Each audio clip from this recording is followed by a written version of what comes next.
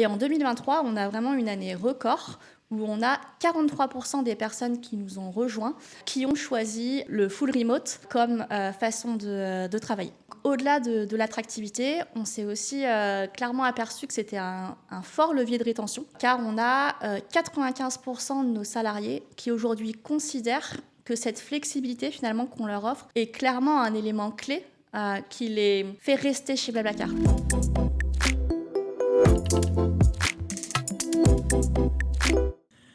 Alors, si tu pouvais te transformer en un objet inanimé pendant une journée, waouh, lequel choisirais-tu?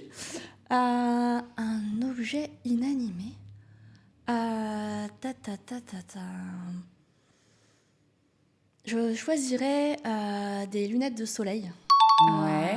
Parce que voilà, le concept de lunettes, de voir à travers, voilà, de voir des choses, d'avoir accès à, voilà, à des images et lunettes de soleil parce que voilà, j'adore le soleil. Ouais, t'es une sudiste, une vraie, quoi. Ouais, alors pas une vraie, mais en tout cas j'ai adopté clairement le sud.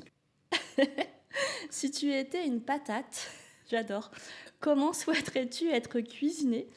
Clairement une patate sautée. J'adore, avec du beurre et tout, là, à la poêle. Beaucoup de beurre. Ouais, beaucoup de beurre. Ouais. C'est la vie. Moi aussi. Je suis bretonne, donc c'est pareil. Genre, sans beurre, Salé, hein, beurre salé. demi-sel. Ouais, demi-sel. D'accord. Honorine, donc je suis ravie d'échanger avec toi aujourd'hui. Donc toi, tu es HRBP pour les fonctions support à l'international chez Blablacar, une boîte créée en 2006 qui rassemble la plus large communauté de covoiturage longue distance au monde. Vous êtes plus de 700 salariés aujourd'hui et vous avez fait le choix d'adopter un modèle remote first. C'est-à-dire que vous laissez la liberté à vos salariés de choisir l'environnement de travail qui leur convient le mieux finalement entre présentiel et distanciel. Pourquoi avoir fait le choix d'un modèle remote first chez Blablacar? Est-ce pour des raisons économiques? Ouais, alors clairement, c'est pas pour des raisons économiques. Ok. Aujourd'hui, on a évalué qu'un profil full remote versus un profil hybride, où on laisse le choix aux salariés d'organiser son temps de travail entre le bureau et la maison, nous coûte 2 fois plus cher. Donc quand je dis 2 fois plus cher, c'est vraiment sur la partie avantage finalement qui est alloué à un profil full remote. Ok. Voilà. Et donc du coup, les raisons pour lesquelles on a choisi de mettre en place et d'offrir le remote first aux salariés, elles sont liées à l'attractivité. Donc en 2019, on a dû recruter plus d'une centaine de développeurs donc dans les équipes Tech Engineering. Et donc, il nous a fallu nous démarquer, être plus attractifs et faire face du coup à un marché du travail qui était très tendu à cette époque. Et donc, on a souhaité se démarquer de cette manière, d'autant plus qu'on avait des candidats qui, en entretien, clairement manifestaient leur volonté et motivation à nous rejoindre, mais conditionnaient le fait de nous rejoindre par le fait de pouvoir travailler à distance. Donc clairement, on a écouté aussi les besoins donc, des salariés en place, mais aussi des candidats qui souhaitaient nous rejoindre. D'accord, donc c'était pour des raisons principalement du coup d'attractivité. Ouais. Et donc sur ce point-là, clairement, on ne s'est pas trompé. Donc on l'a vu, donc chaque année, on a vraiment attiré de plus en plus grâce au Remote First. Et en 2023, on a vraiment une année record où on a 43% des personnes qui nous ont rejoints qui ont choisi du coup le full remote comme façon de travailler. Ok. Et ensuite, donc au-delà de l'attractivité, on s'est aussi clairement aperçu que c'était un fort levier de rétention. Donc c'était pas initialement la volonté, mais du coup on est très content car on a 95% de nos salariés qui aujourd'hui considèrent que cette flexibilité finalement qu'on leur offre est clairement un élément clé qui les fait rester chez Blablacar. Évidemment, en plus de la mission de l'entreprise, de la culture et des valeurs, mais cette flexibilité est importante et déterminante. Et du coup, tu disais que vous avez transité du coup en 2019. Ouais. Est-ce que tu peux m'expliquer un peu les grandes étapes de cette transition? Ouais. Alors déjà, peut-être juste une petite précision. Avant 2019, on était déjà une entreprise qui avait l'habitude de travailler, on va dire, de manière asynchrone et à distance, puisqu'il faut savoir qu'on est présent dans 5 pays, en Europe et en Amérique latine. Et donc, on travaillait déjà avant 2019 sur des fuseaux horaires différents, avec des équipes qui peuvent être basées au Brésil par exemple, ou en France. Donc on avait une culture de l'écrit et de l'asynchrone qui était assez forte, et je pense que ça c'est important de le souligner, Oui. potentiellement pour des entreprises qui se poseraient la question de transiter vers un modèle plus flexible, qu'il faut aussi le penser sur les façons de travailler. Donc ça, c'est un élément assez marquant chez Blablacar. Et donc en 2019, comme je le disais, on l'a proposé tout d'abord à une équipe plus réduite, à taille humaine, on va dire. Et comment on l'a fait? Donc vraiment en mode expérimentation. Donc on a expérimenté, on a testé, on a sondé les équipes et ensuite on a réajusté. On a réajusté au niveau des modalités, au niveau des budgets par exemple qui étaient alloués. Et donc voilà, ça s'est vraiment fait progressivement. Ensuite, comme un peu partout dans le monde, il y a eu le Covid. Donc là, ça s'est étendu de manière généralisée. Et en fait, ça a été l'opportunité pour Blablacar de modifier sensiblement les façons de travailler et pas mal de nos process. On a basculé sur un recrutement 100% en ligne. Ok. On a basculé sur de l'onboarding à distance, sur des formations en ligne. Et aussi, on a beaucoup équipé les managers en guide pratique sur comment organiser finalement des réunions d'équipe à distance, comment créer de la cohésion d'équipe à distance, comment créer des rituels d'équipe et d'entreprise, comment faire en sorte que les personnes ne soient pas isolées. Donc ça a été vraiment sur les façons de travailler. Et en parallèle de ça, donc en fait, Blablacar a réfléchi à anticiper finalement la sortie de Covid et a réfléchi à comment pouvoir proposer finalement une politique de télétravail généralisée.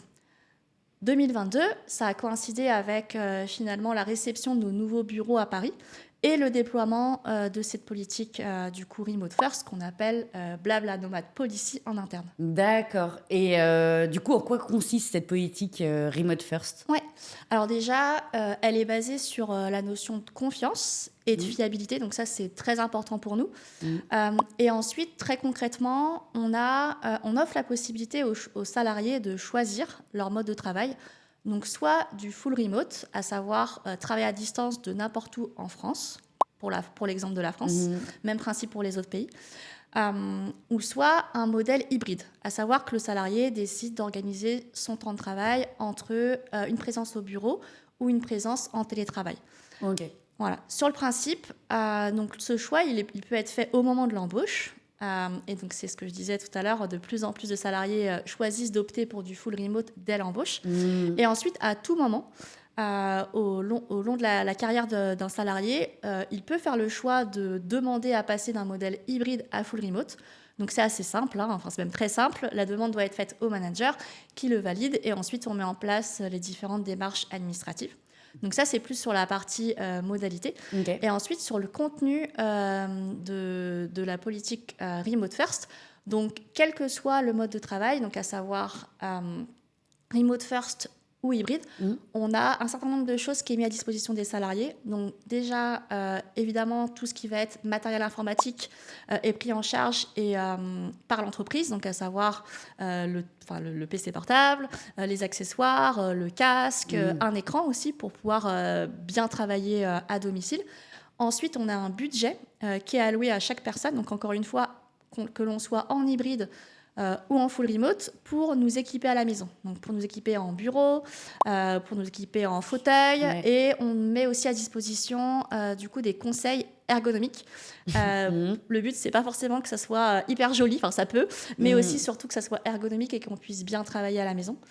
On a aussi 3 séances qui sont prises en charge par l'entreprise, donc 3 séances Mocacare, pour vraiment aider les salariés aussi à prendre soin de leur santé mentale.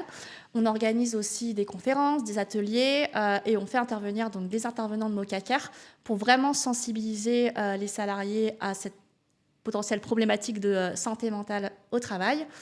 Et ensuite, on a aussi un budget team building qui est mis à disposition des managers pour pouvoir organiser de manière régulière des choses, des événements qui visent à connecter l'équipe et les membres de l'équipe entre eux.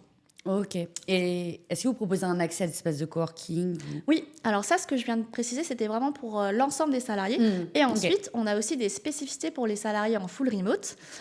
Donc en plus des budgets que je viens de préciser, on a un budget de 500 € pour les salariés en full remote, pour les aider finalement à financer leurs déplacements au sein des bureaux de Paris.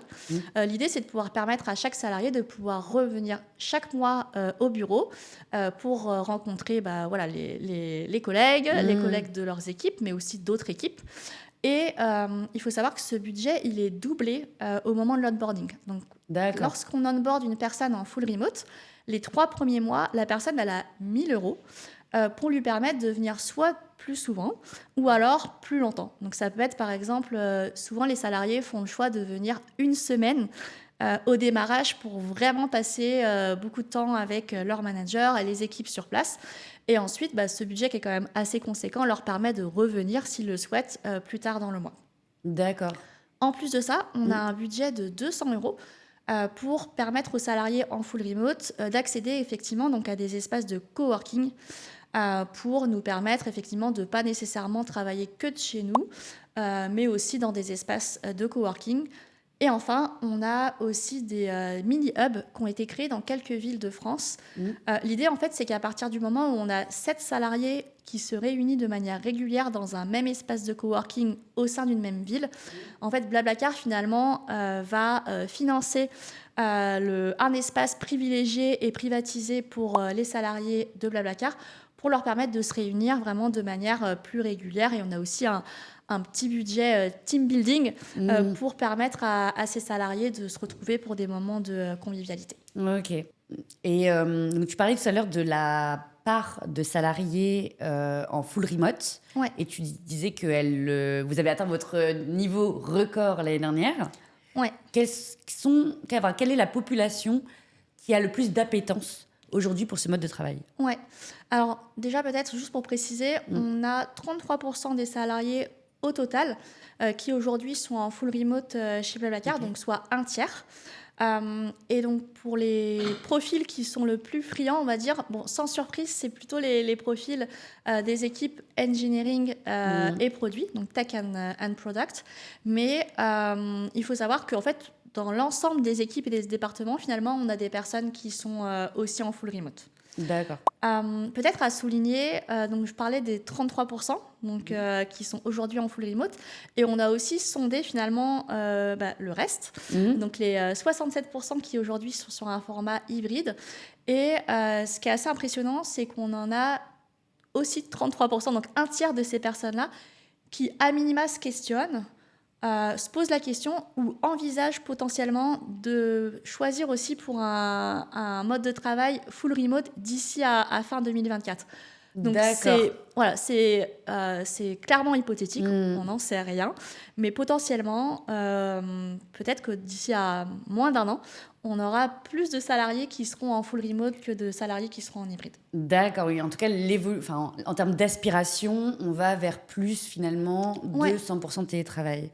Et ce qui semble de prime abord paradoxal, c'est que vous avez investi récemment, donc en 2022, dans des nouveaux bureaux à Paris, alors que la part de salariés en full remote ne fait qu'augmenter. Pourquoi ? Oui, alors déjà, effectivement, la réception des bureaux est récente, donc 2022, on est en 2024, mais il faut avoir en tête que la décision, elle s'est prise en 2018, parce que ça prend du temps. Et donc, elle s'est prise bien avant le Covid, bien avant qu'on bascule finalement sur un modèle de remote first. Mais déjà à l'époque, quand la décision a été prise, elle était vraiment tournée vers l'idée de se dire il faut qu'on puisse mettre à disposition de nos salariés des espaces qui vraiment favorisent la créativité, qui va favoriser encore plus les échanges et aussi les moments de convivialité. Ça a été aussi tourné vers, évidemment, un souci d'être beaucoup plus dans le respect de l'environnement et tourné vers l'écologie. Et donc, du coup, on est en 2022, on sort du Covid, on sort d'une époque de confinement où les gens ont quand même envie de se retrouver, de renouer des relations. Et donc, l'idée pour nous, ça a été de nous dire, effectivement, on va proposer le remote first au plus grand nombre de nos salariés, mais on a aussi, en fait, finalement, envie de leur laisser le choix et leur laisser aussi la possibilité de se retrouver dès qu'ils le souhaitent. On aurait pu, effectivement, se dire, on bascule vers un remote first et on limite, finalement, ces moments d'échange. On a préféré offrir les deux. Donc finalement, on a effectivement nos bureaux. Faut savoir que du coup, sur sur la partie hybride, donc les personnes choisissent effectivement soit de travailler de chez elles la majeure partie du temps, ou alors de travailler au bureau ou de combiner les deux. Sur les personnes qui viennent chaque jour au bureau, donc 5 jours sur 5 par semaine, on a seulement 5% finalement de notre population. C'est donc, vraiment faible. C'est assez faible, mais néanmoins, ça reste du coup 5%. Donc ça veut dire qu'on a des personnes qui ont vraiment ce besoin-là, et ça, on souhaite finalement le leur permettre. Et aussi, comme on le voyait tout à l'heure, on a aussi un budget qui est quand même assez conséquent pour aider les salariés à revenir dès lors qu'ils le souhaitent. L'organisation est complètement libre. Et donc, on souhaite finalement avoir des lieux qui permettent, on va dire, ces retrouvailles et ces connexions. Sur la partie, on va dire, plus associée au coût, donc ce qui a été fait lors de la signature du bail, finalement, on a inséré la possibilité de pouvoir sous-louer aussi des espaces. Et c'est ce qu'on fait déjà actuellement. Donc finalement, on sous-loue aussi des espaces du bâtiment à d'autres entreprises de notre écosystème. D'accord. Alors, ça ne se fait pas du jour au lendemain, évidemment, mais néanmoins, en fonction finalement de l'évolution de la fréquentation de nos bureaux, on a aussi la possibilité finalement d'adapter notre approche. Plus les bureaux vont être fréquentés, moins on va pouvoir sous-louer. Ça paraît logique.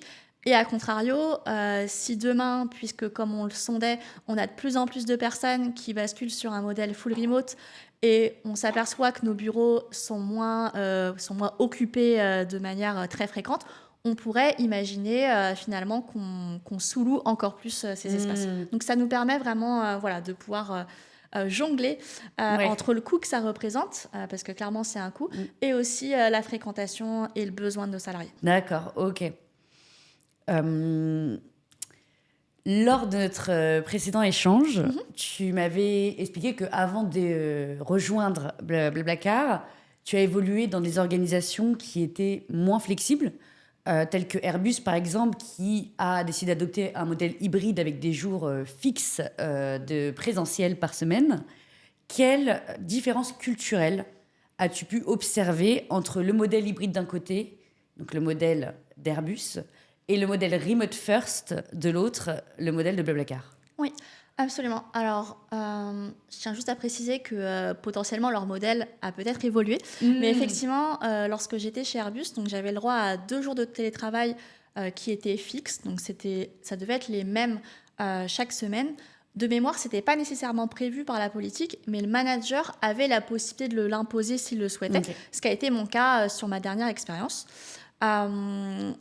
Avec le recul, mon agenda de l'époque, tout comme mon agenda d'aujourd'hui, était tout sauf fixe, à part quelques réunions effectivement qui sont routinières et qui se répètent d'une semaine à l'autre. Et donc c'est vrai que du coup j'estime qu'on n'exploitait pas le plein potentiel de la flexibilité que pouvait amener le télétravail. Autrement dit, je ne pouvais pas l'utiliser toutes les semaines, puisque finalement, il y avait beaucoup d'événements qui faisaient que je devais être sur site. À part, on va dire finalement, cette politique de télétravail, en différence principale, donc je pense que ça va être vraiment plus tourné sur nos modèles et nos façons de travailler quand même malgré tout. Chez Blablacar, j'ai découvert vraiment ce qu'était le travail asynchrone. J'ai découvert une culture de l'écrit très forte et qui est assez puissante finalement. Et aussi un souci d'être dans de la documentation. Et ça, c'est assez précieux parce que ça permet, du coup, mine de rien, quand même, de tracer un peu les échanges, les décisions qui sont prises et de mettre à disposition, typiquement, de personnes qui nous rejoindraient en cours d'année, par exemple, toute une documentation qui leur permette un onboarding plus facilité. Et enfin, le dernier point, je dirais, assez notable, ça va être plus sur le rythme. Alors, je m'explique, le rythme plus qui va être lié à la prise de décision. J'avais vraiment cette impression par le passé que ça prenait quand même du temps à nous décider ou à prendre des décisions assez impactantes. Là où chez Blablacar, nos façons de travailler, et je pense un peu finalement tout ce que je viens d'écrire, la flexibilité, les modes de travail, le travail asynchrone, la documentation, etc., nous permettent de prendre des décisions plus rapides, à mon sens. Ok. Et pour revenir un peu sur la transition, du coup, votre transition vers ce modèle Remote First, quelles ont été les grosses difficultés, points bloquants que vous avez pu rencontrer sur votre chemin dans le cadre de cette transition? Ouais. Alors, je dirais que la difficulté principale, elle a porté sur peut-être la notion de manager qui pouvait être réfractaire, réfractaire au changement, ce qui est assez classique, hein, et Ouais. ce qui est normal, euh, avec des doutes sur la productivité, des doutes sur comment est-ce qu'on va pouvoir accompagner finalement nos équipes si elles travaillent à distance, comment est-ce qu'on peut s'assurer qu'elles performent. Donc voilà, je dirais que c'était la difficulté principale. Alors je tiens à rappeler que je n'y étais pas, hein, puisque je suis arrivée après, mais en tout cas c'est vraiment des éléments qu'on m'a partagés voilà, dès mon arrivée et encore plus récemment. Et pour pallier à ça, en fait, ce qui a été mis en place, c'est qu'on a beaucoup accompagné. On a accompagné les managers et les salariés aussi à travailler et à basculer sur un modèle de travail à distance. Donc ça, ce que j'évoque là, c'est encore une fois ce qui s'est produit de manière massive pendant le Covid.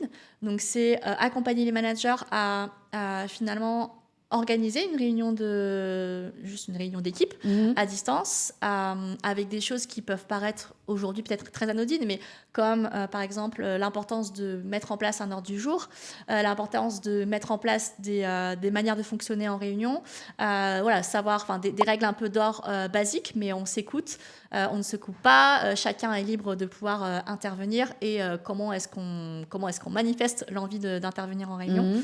Ça a été comment est-ce qu'on aide les managers à fixer des objectifs clairs. Clairement, la notion d'objectif clair, précis, atteignable, etc., prend vraiment encore plus son importance sur du travail à distance, à mon sens.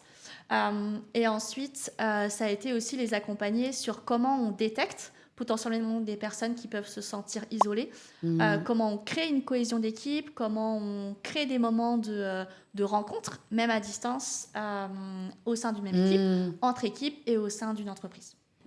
Et toujours sur cette transition vers le travail à distance et sur la réticence que vous avez pu rencontrer, quelles ont été les populations les plus réticentes? Est-ce que c'était les vieux, les jeunes, les managers, les juniors Ouais, alors je saurais pas je saurais pas te répondre concrètement à la question de qui a été le plus réticent. Par contre, à contrario, ce qui est intéressant d'observer, c'est que finalement, le full remote, donc comme je le disais tout à l'heure, c'est quelque chose dont les développeurs et l'engineering sont très friands, mais ça touche tous les départements de l'entreprise.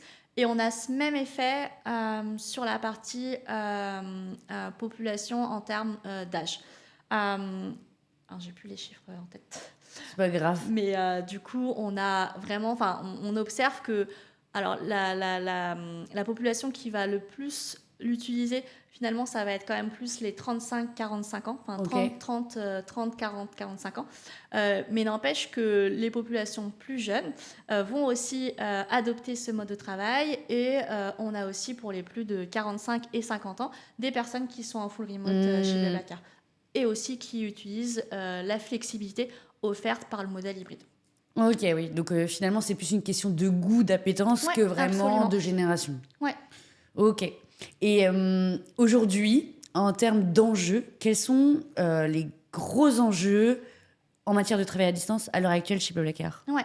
Alors, on a plusieurs enjeux. Une des choses sur lesquelles on est en train de travailler actuellement, ça va être plus la partie onboarding, même si à mon sens, je pense qu'on est quand même très bien rodé. Enfin, moi, j'ai vécu le meilleur onboarding de toute ma vie chez BlaBlaCar, mais on cherche toujours à se perfectionner et à faire en sorte que sur cet aspect-là, on se démarque encore plus, disons. Et ensuite, vraiment sur un des enjeux du moment, et je pense encore plus à venir, ça va être vraiment sur le suivi de la performance. Ok. Alors, c'est déjà quelque chose qui est en place, évidemment, d'un point de vue individuel et collectif. Mais je pense qu'en fait, et on pense au niveau de BlaBlaCar, qu'il faut qu'on se penche encore plus sur la question, d'autant plus au vu de l'effet que je te mentionnais précédemment, à savoir si on bascule de plus en plus vers un modèle où les personnes optent pour le full remote, il faut qu'on s'assure qu'on reste performant, productif. et finalement que la boîte s'y retrouve aussi au global. Sur ce qu'on fait déjà, donc on est très tourné sur la notion de fixation d'objectifs, donc objectifs à la fois individuels et collectifs. Et au niveau suivi de performance, donc les salariés aujourd'hui, puis les managers évaluent la performance individuelle donc à mi-année. Donc on a toujours un point de passage à mi-année et ensuite en fin d'année. Et ensuite, on a des revues de calibration qui sont animées donc par les HRBP, donc par mes collègues et moi-même, pour faire en sorte que les managers discutent entre eux et qu'on puisse bien évaluer finalement l'atteinte ou non des objectifs qui avaient été fixés.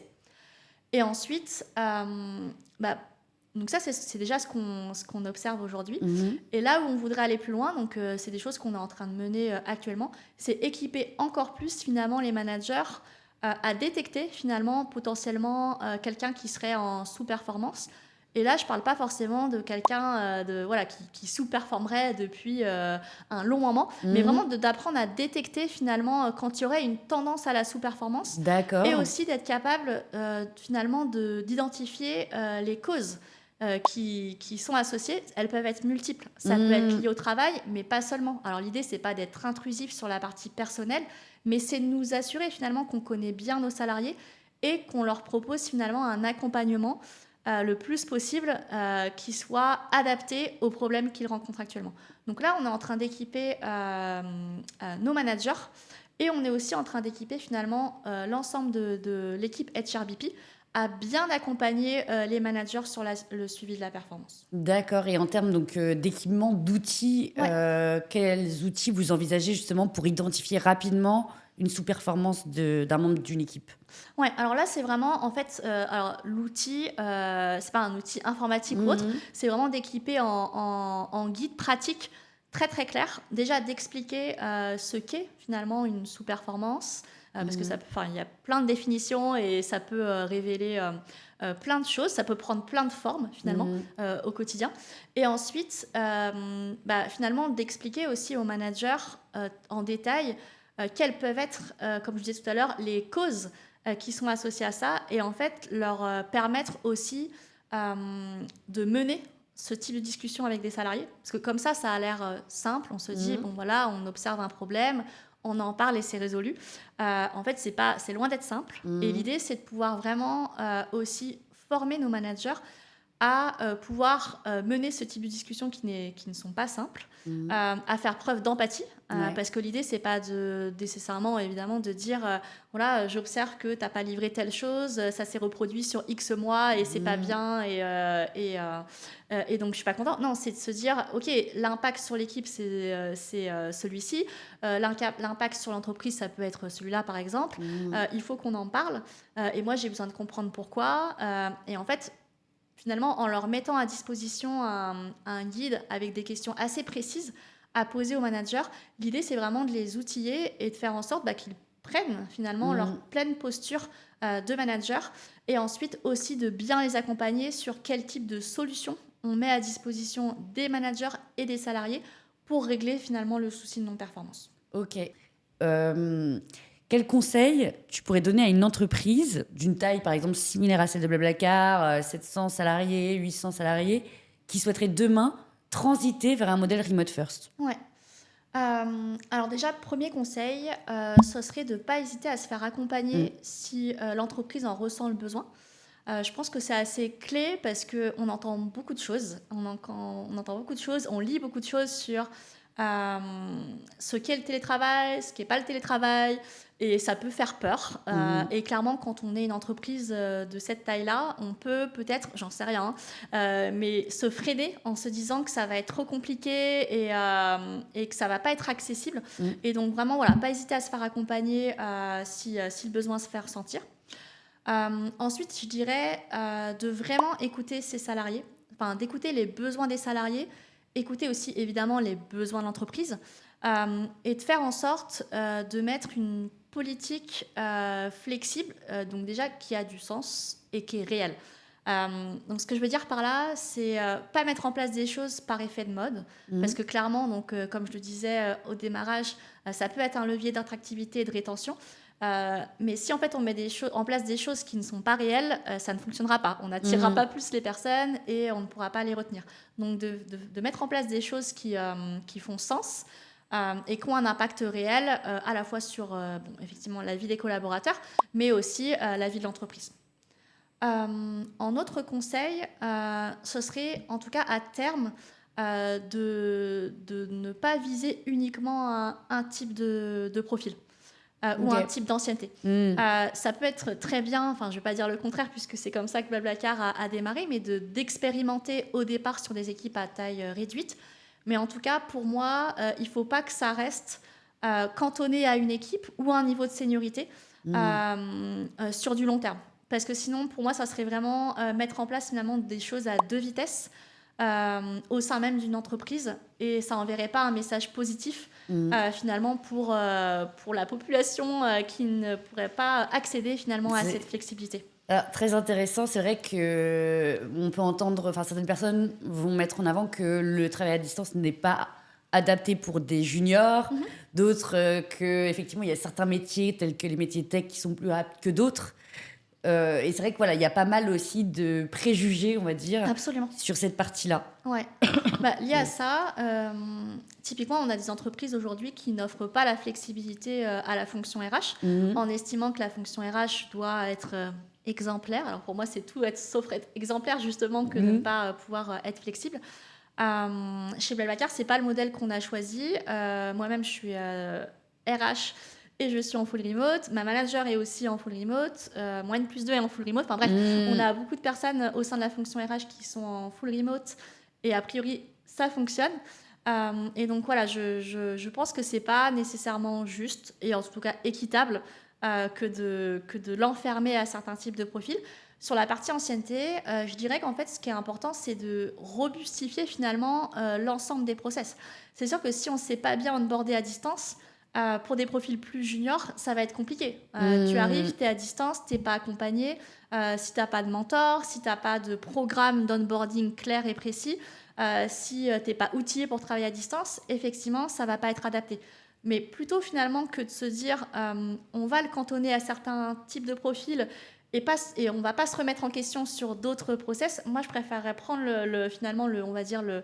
un autre angle et se dire on adapte l'organisation de l'entreprise, nos process RH, nos initiatives et on fait en sorte que finalement on puisse l'offrir au plus grand nombre. Ouais, top. Merci beaucoup. Je t'invite, avant de clôturer cet échange, à tirer une dernière carte et à y répondre. Ok, trop bien. Alors, waouh. Si tu devais manger une seule chose pour le restant de ta vie, quelle serait-elle ? C'est compliqué parce que j'adore manger et j'adore la diversité de la nourriture. Je dirais quand même peut-être les sushis parce que je suis une grande fan et je me dis voilà, dans les sushis on peut mettre du poisson, on peut mettre différents types de poissons, on peut mettre différents types de légumes, du fromage, pas du fromage, des épices. Donc peut-être que via ce choix, je pourrais quand même m'y retrouver en termes et de quand diversité. même avoir une diversité. Ouais. Après, tu peux aussi mélanger les cultures dans ton assiette. Absolument. Comme Blablacar, finalement, qui est multiculturel, tu représenteras bien l'entreprise. Yes, comme merci. En tout cas, merci beaucoup pour le temps que tu m'as consacré. Merci beaucoup pour toutes les bonnes pratiques que tu nous as partagées aujourd'hui chez Blablacar et pour participer à la démocratisation aussi de ce mode de travail, finalement. Merci à toi pour l'invitation. C'était top. Vraiment top. Merci.